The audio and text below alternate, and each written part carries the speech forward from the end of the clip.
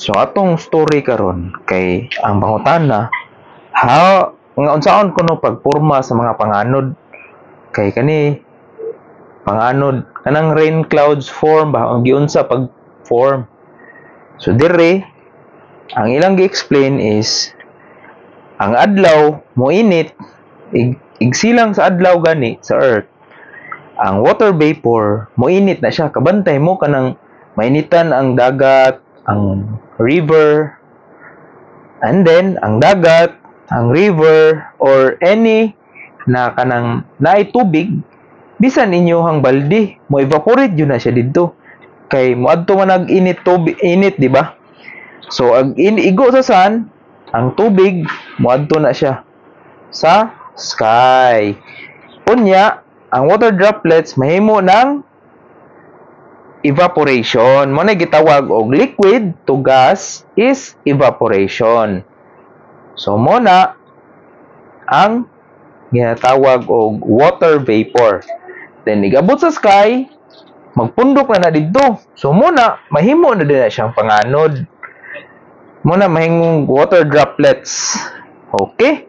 So mo na bisan asa sa form kani bisag sa bukid, bisan sa lake, bisan sa river, kanang river padung lagi po na sa sea nya dito sa mga bukid-bukid inyong farm na stream na adto dagat moadto na sa clouds human mahimo ng clouds kung bugat na gyud kayo muna mudag-om na siya kay mungit-ngit naman mo heavy naman kanang unsa kani color basta heavy ang clouds muna gitawag og gray. So kung gray na gani muna gitawag og rain clouds.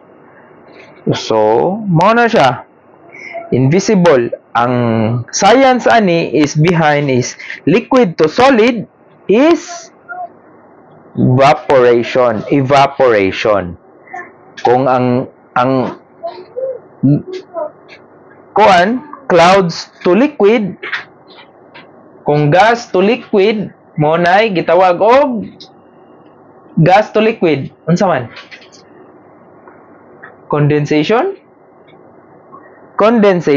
mo na ig-ulan condensation nya mo na i-cycle sa tubig sa kalibutan. So walay mawala na tubig adto na sa clouds unya somewhere dalhon sa bukid or somewhere adto sa ocean wala na sad siya. So muna ang cycle sa water. So ang parat na tubig sa dagat igabot sa clouds dito ang asin man. So muna usahay hibong mo parat man ang ulan kay ang ocean dito evaporate na. So muna i-cycle ighumag ulan ang tubig moadto man jud na sa dagat bisag unsaon. So muna gihapon muna mo cycle na siya. So dire ma-form ang clouds. So mo ni ang tubag nato how do clouds form is through water vapor. Nakasabot? Okay kids? Kasabot ra kids? Kay kung comment na yun. Parents and teachers and kids if wala pa na sabtan. Mo ni ang importante nga mahibaw-an sa kids kay di gyud mo ni siya ang tubag sa atong pangutana sa mga bata nga clouds form nganong naay panganod kay cycle din na siya sa tuang nature. Okay? Mo na nakanindot basta himasa og libro kay daghan kay kag mahibaw-an basta mobasa gyud ka sa libro. Okay?